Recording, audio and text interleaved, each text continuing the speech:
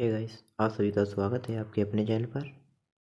तो आज हम फिर से आप सभी के लिए लेके आए हैं UP police previous year question, UP police परीक्षा में पूछे गए प्रश्न। तो कृपया करके वीडियो को ध्यान से देखें। आप लोगों से रिक्वेस्ट है, वीडियो को फुल देखा करें। चलिए वीडियो को शुरू करते हैं। आज का अपना पहला प्रश्न है, किसने 1862 में इंदु प्रकाश का प्रकाशन किया?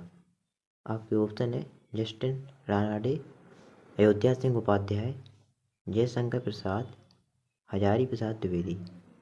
आपका ए विकल्प सही हो जाएगा, जस्टिन रानाडे। अगला प्रश्न प्रश्न दूसरा है आपका, इनकलाब जिंदाबाद के लेखक कौन है? आपके ऑप्शन है भगत सिंह, चंद्रशेखर आज़ाद, हजरत मोहानी, इनमें से नहीं। आपका विकल्प हो जाएगा सी, हजरत मोहानी। इनकलाब जिंदाबाद के लेखक हजरत मोहानी। इस बात करता है इनकलाब जिंदाबाद का नारा किसने दिया, तो आपका सही हो जाता भगत सिंह। अगला प्रश्न प्रश्न तीन है आपका, ए नेशन इन मेकिंग के लेखक कौन है?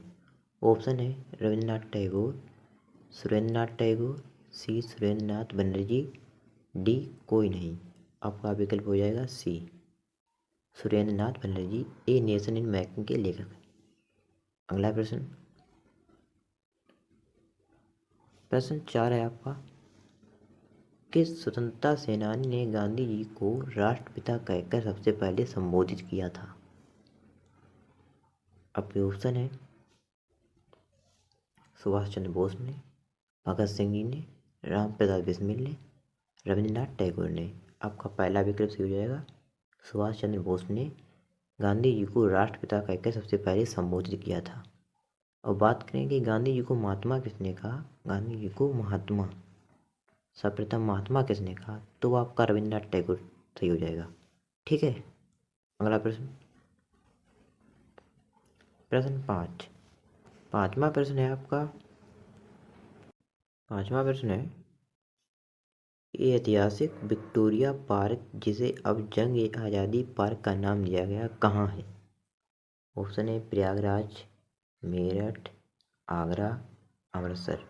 आपका बी ऑप्शन सही हो जाएगा, मेरठ में। अगला प्रश्न 3 है आपका, नई दिल्ली का डिजाइनर कौन था? प्रश्न 6। आपके ऑप्शन है एडविन लुटियंस, बी धनपत राय चौधरी, सी जॉर्ज पंचम, डी इनमें से नहीं। आपका ऑप्शन हो जाएगा ए, एडविन लुटियंस। अगले प्रश्न की ओर बढ़ते हैं।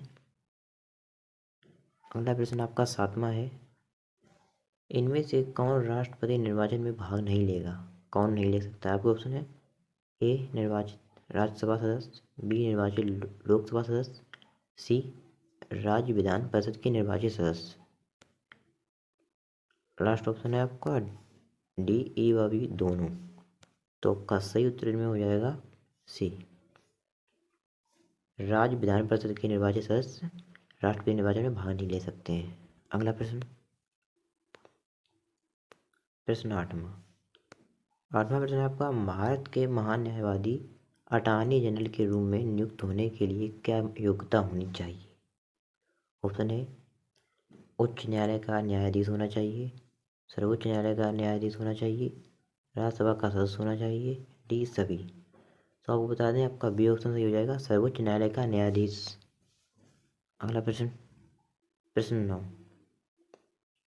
प्रश्न 9 है आपका, देवगढ़ का दशावतार मंदिर कहाँ स्थित है? ऑप्शन है उत्तर प्रदेश, मध्य प्रदेश, राजस्थान, डी इनमें से नहीं। आपका ए विकल्प सही हो जाएगा, उत्तर प्रदेश। उत्तर प्रदेश के ललितपुर में। कहाँ पर? ललितपुर में। अगला प्रश्न 10। 10वां प्रश्न है आपका, सांची का महान स्तूप निम्न में कहाँ स्थित है? ऑप्शन है मध्य प्रदेश, महाराष्ट्र, उत्तर प्रदेश, गुजरात। सही विकल्प आपका हो जाएगा एमपी में। अगला प्रश्न 10। प्रश्न 11। 11वां प्रश्न है आपका, बाण गंगा महोत्सव निम्न में कहाँ मनाया जाता है?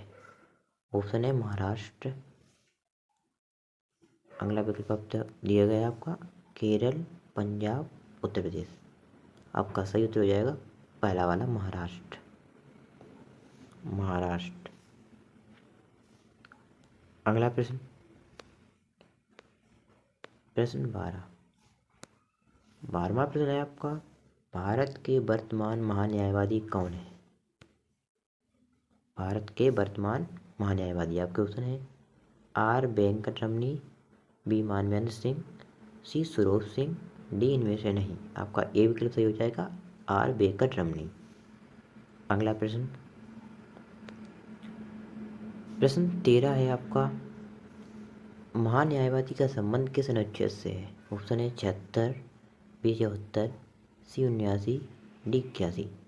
आपका विकल्प ए हो जाएगा सही, 76 अनुच्छेद से संबंधित महान्यायवादी का पद। अगला प्रश्न, प्रश्न 14 है आपका, किस संविधान संशोधन को लघु संविधान कहा जाता है? ऑप्शन है 42वां, 104, 106, 130वां, 103वां। आपका विकल्प हो जाएगा पहला 42वां। 42वां संविधान संशोधन सबसे बड़ा संविधान संशोधन हुआ था, इसे ही लघु संविधान कहा जाता है। अगला प्रश्न, प्रश्न 15 प्रश्न है आपका, 42वां संविधान संशोधन कब हुआ था? ऑप्शन है 1976, 1945, 1935, 1940। आपका ए विकल्प हो जाएगा सही 1976। अगला प्रश्न, प्रश्न 16 है आपका, अब तक भारतीय संविधान में कितने संशोधन हो चुके हैं? हमारे संविधान में कितने संशोधन हो चुके हैं अब तक? ऑप्शन है 106, 107, 108, 109। आपका विकल्प हो जाएगा ए 106वां संविधान संशोधन। लास्ट संविधान संशोधन 106। अब तक हमारे संविधान में संशोधन कितने हो चुके हैं? 106। अगला प्रश्न, प्रश्न है आपका 17वां प्रश्न है आपका, संविधान संशोधन की प्रक्रिया किस अनुच्छेद में है? संविधान संशोधन जो होता है वो किस अनुच्छेद के अंतर्गत होता है? आपके ऑप्शन है 368, 395, 365, 390। आपका ए विकल्प हो जाएगा 368। चलिए अगला प्रश्न, प्रश्न 18 आपका है कि भारत में सर्वप्रथम राष्ट्रपति का शासन कहाँ लागू हुआ था? राष्ट्रपति शासन आपके ऑप्शन है उत्तर प्रदेश में, पंजाब में। तो आपका विकल्प हो जाएगा बी पंजाब में। सबसे पहले किस राज्य में राष्ट्रपति शासन लागू हुआ? तो आपका उत्तर हो जाएगा पंजाब में। ठीक है। अगला प्रश्न, प्रश्न 19 है आपका। 19वां प्रश्न है कि उत्तर प्रदेश में राष्ट्रपति शासन सबसे पहले कब लागू हुआ? यूपी में, हाँ यूपी में सबसे पहले राष्ट्रपति शासन 1968 को लागू हुआ था। डेट थी शायद 25 फरवरी, हाँ 25 फरवरी 1968 को उत्तर प्रदेश में राष्ट्रपति शासन लागू हुआ था। ठीक है। अगले प्रश्न की ओर, अगला प्रश्न आपका है, उत्तर प्रदेश में राष्ट्रपति शासन कितने बार लागू हुआ? ऑप्शन है 10 बार, 11 बार, 21 बार, 1 बार। आपका ऑप्शन हो जाएगा ए 10 बार। हम आपको बता दें कि यूपी में सबसे अधिक बार राष्ट्रपति शासन लागू हुआ 10 बार। ठीक है। अगला प्रश्न, आया आपका 21वां है, उत्तर प्रदेश का उच्च न्यायालय कहाँ है? ऑप्शन है आपका लखनऊ, बी प्रयागराज, सी आगरा, डी कन्नौज। इस प्रश्न का आंसर आप लोग कमेंट बॉक्स में बताना। इसका आंसर आप लोग कमेंट बॉक्स में बताना। ठीक है। इसका आंसर तो आपको जरूर पता होना चाहिए। 5 नदियों की भूमि किसे कहते हैं? 5 नदियों की भूमि किसे कहते हैं? आपके ऑप्शन दिए हैं ए पंजाब, बी बिहार, सी गोवा, डी राजस्थान। इसमें आपका सही आंसर हो जाएगा, वो हो जाएगा पंजाब। पंजाब को ही हम 5 नदियों की भूमि कहते हैं। अगला प्रश्न, प्रश्न 2, सिंधु नदी का उद्गम किस झील से होता है? सिंधु नदी का उद्गम किस झील से होता है? आपके ऑप्शन हैं ए बुलर झील से, बी बैकाल झील से, सी डल झील से, डी मानसरोवर झील से। इसमें आपका सही आंसर हो जाएगा डी, मानसरोवर झील से। तो ये कहाँ है? तो ये है तिब्बत में। तिब्बत, तिब्बत चीन, मानसरोवर झील, वहीं से सिंधु नदी का उद्गम होता है। अगला प्रश्न, प्रश्न 3। तीसरा प्रश्न है हमारा, भारत में सबसे बड़ी नदी, भारत में सबसे बड़ी नदी कौन थी? आयतन में, आयतन में भारत की सबसे बड़ी नदी। आपके ऑप्शन दिए हैं ब्रह्मपुत्र, गंगा, यमुना। जैसे कि आपको बता दें, भारत की सबसे बड़ी नदी होती है गंगा, लेकिन आयतन में पूछा जाए, आयतन में भारत की सबसे बड़ी नदी लंबाई चौड़ाई में, तो आपका सही आंसर हो जाएगा ब्रह्मपुत्र, ब्रह्मपुत्र। अगला प्रश्न, प्रश्न 4। प्रश्न 4, गंगा नदी को बांग्लादेश में क्या कहते हैं? इसमें आपका सही आंसर हो जाएगा बी, पद्मा। गंगा नदी को ही बांग्लादेश में पद्मा के नाम से जाना जाता है। अगला प्रश्न, प्रश्न 5। आपका है, झेलम नदी का प्राचीन नाम। झेलम नदी का प्राचीन नाम क्या है? आपके ऑप्शन दिए हैं, ए परुसड़ी, बी पद्मा, सी नीलम, डी अस्किनी। इसमें से आपका जो सही आंसर हो जाएगा वो हो जाएगा सी। अगला प्रश्न, प्रश्न 6। प्रश्न 6 आपका है, सिंधु नदी की सबसे बड़ी सहायक नदी। सिंधु नदी की सबसे बड़ी सहायक नदी। इसमें आपका पहला ही आंसर सही हो जाएगा, ए चुनाव। चुनाव नदी सिंधु नदी की सबसे बड़ी सहायक नदी है। अगला प्रश्न, प्रश्न 7। सातवां प्रश्न आपका है, सिंधु नदी का उद्गम कहाँ से होता है? सिंधु नदी का उद्गम कहाँ से होता है? आपके ऑप्शन है, ए तिब्बत, बी भारत, जापान, डी पाकिस्तान। जैसा कि आपको बताया, सिंधु नदी का उद्गम तिब्बत से होता है। और झील की बात करें तो मानसरोवर झील, मानसरोवर झील। और पर्वत की बात करें तो पर्वत आपका हो जाएगा कैलाश पर्वत, कैलाश पर्वत, कैलाश पर्वत। अगला प्रश्न, प्रश्न 8। सिंधु नदी का समापन कहाँ होता है? सिंधु नदी का समापन कहाँ होता है? आपके ऑप्शन दिए पाकिस्तान, चीन, जापान, बांग्लादेश। इसमें आपका सही आंसर हो जाएगा ए पाकिस्तान। सिंधु नदी पाकिस्तान से होती हुई अरब सागर में गिर जाती है, कराची से होते हुए पाकिस्तान का जो कराची है उसमें होते हुए अरब सागर में गिर जाती है। अगला प्रश्न, प्रश्न 9। भारत पाकिस्तान की सीमा रेखा को क्या कहते हैं? आपके ऑप्शन है, रेड क्लिफ, आगे डुरंड, मैकमोहन और हुरन। इसमें आपका सही आंसर जो हो जाएगा वो हो जाएगा रेड क्लिफ। पहला आंसर आपका सही हो जाएगा, पहला ए वाला, रेड क्लिफ। अगला प्रश्न,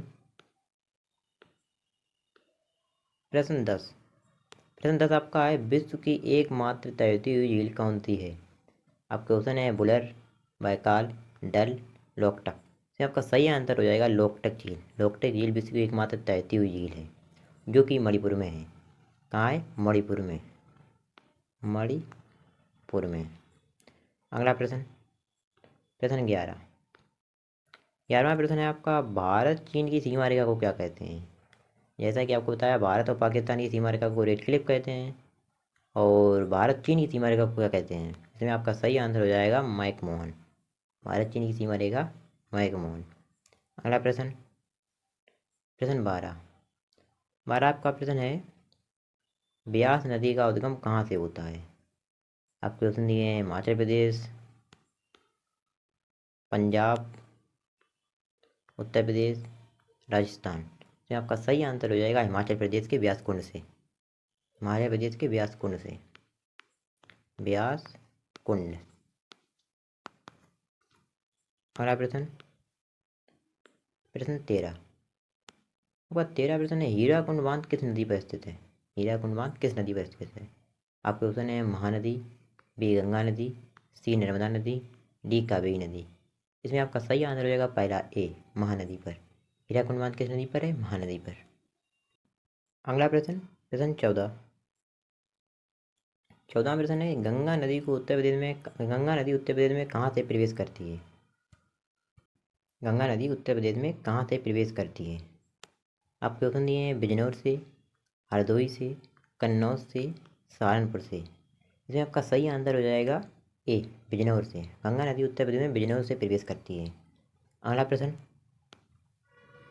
प्रश्न 15, ब्रह्मपुत्र नदी को चीन में क्या कहते हैं? ब्रह्मपुत्र नदी को चीन में क्या कहते हैं? आपके ऑप्शन है सांगपो, पद्मा, दिहांग, जमुना। ब्रह्मपुत्र नदी को हम चीन में सांगपो कहते हैं। आपका पहला आंसर ए सही हो जाएगा। जैसा कि आपको ब्रह्मपुत्र नदी का उद्गम भी चीन ही है, चीन से ये निकलती है। अगला प्रश्न, प्रश्न 16, विश्व जल दिवस कब मनाया जाता है? प्रश्न 16 आपका है विश्व जल दिवस कब मनाया जाता है? आपके ऑप्शन है 22 मार्च, 24 मार्च, 22 अप्रैल, 21 मई। इसमें आपका सही आंसर हो जाएगा ए 22 मार्च। अगला प्रश्न, प्रश्न 17, 17 प्रश्न आपका है कि ब्रह्मपुत्र नदी को बांग्लादेश में क्या कहते हैं? ब्रह्मपुत्र नदी को बांग्लादेश में क्या कहते हैं? आपका ए ऑप्शन है जमुना, बी गंगा, सी अस्किनी, डी यमुना। जैसा कि अधिकतर लोग मानते हैं कि जमुना और यमुना एक ही होते हैं, जबकि ऐसा नहीं है। जमुना और यमुना अलग होती है। ब्रह्मपुत्र नदी जो होती है उसे हम बांग्लादेश में जमुना के नाम से जानते हैं, यमुना नदी अलग है। इसका उद्गम यमुना का यमुनोत्री है उत्तराखंड से, और ब्रह्मपुत्र नदी का जो चीन से उद्गम होता है ये अलग है, इसी को हम बांग्लादेश में जमुना कहते हैं। अगला प्रश्न, प्रश्न 18, प्रश्न 18 आपका है गंगा नदी की लंबाई कितने किलोमीटर? गंगा नदी की लंबाई कितनी है? आपके ऑप्शन है ए 2900 किलोमीटर, बी 2626 किलोमीटर, सी 2525 किलोमीटर, डी 1376 किलोमीटर। तो इसकी लंबाई है सी 2525 किलोमीटर। कहीं कहीं इसकी लंबाई 2510 किलोमीटर भी लिखी है, तो ये आंसर हो जाएगा सही 2525 किलोमीटर। अगला प्रश्न, प्रश्न 19, प्रश्न 19 आपका है गंगा नदी किस प्रयाग पर बनती है? गंगा नदी किस प्रयाग पर बनती है? आपके ऑप्शन है ए कर्णप्रयाग, बी विष्णु प्रयाग, सी देव प्रयाग, डी नंद प्रयाग। यह आपका सही आंसर हो जाएगा सी देव प्रयाग। गंगा नदी का जो मतलब बनती है गंगा नदी वो देव प्रयाग से। जैसे आपको पता है गंगा नदी किससे बनती है? अलकनंदा और भागीरथी से मिलकर गंगा नदी का निर्माण होता है, जो कि देव प्रयाग पर बनता है। और आपको बता दें प्रयाग भी 5 होते हैं, 4 तो लिखे हैं, कर्णप्रयाग, विष्णुप्रयाग, देवप्रयाग, नंदप्रयाग। एक प्रयाग और होता है उसका नाम होता है रुद्रप्रयाग, रुद्रप्रयाग। 5वां प्रयाग जो होता है रुद्रप्रयाग। ये 2 नदियों के मिलन से बनते हैं प्रयाग, पंचप्रयाग होते हैं ये 5 प्रयाग। अगला प्रश्न, अगला प्रश्न आपका है प्रश्न 20, खुला नाला किस नदी को कहते हैं? खुला हुआ नाला किस नदी को कहा जाता है? आपके ऑप्शन है गंगा, यमुना, नर्मदा, ब्रह्मपुत्र। इसमें आपका सही आंसर हो जाएगा बी यमुना। यमुना नदी को खुला नाला कहते हैं। अगला प्रश्न 21, 21 प्रश्न आपका है यमुना नदी उत्तर प्रदेश में कहाँ से प्रवेश करती है? जैसा कि आपको बताया हमने गंगा नदी उत्तर प्रदेश में कहाँ से प्रवेश करती है? बिजनौर से। तो आपका इसका आंसर देना है हमें कमेंट बॉक्स में, यमुना नदी उत्तर प्रदेश में कहाँ से प्रवेश करती है। जैसे आपके ऑप्शन दिए हैं इसमें बिजनौर, सहारनपुर, हरदोई, कन्नौज। इस प्रश्न का आपको हमें आंसर देना है कहाँ? कमेंट बॉक्स में। यदि आप हमारे चैनल पर नए हो तो हमारे चैनल को सब्सक्राइब कर लें, वीडियो को लाइक कर दें। ऐसे ही जीके के नई सीरीज के लिए, नई वीडियो के लिए। Thanks for watching. मिलते हैं अगली वीडियो में, तब तक के लिए धन्यवाद।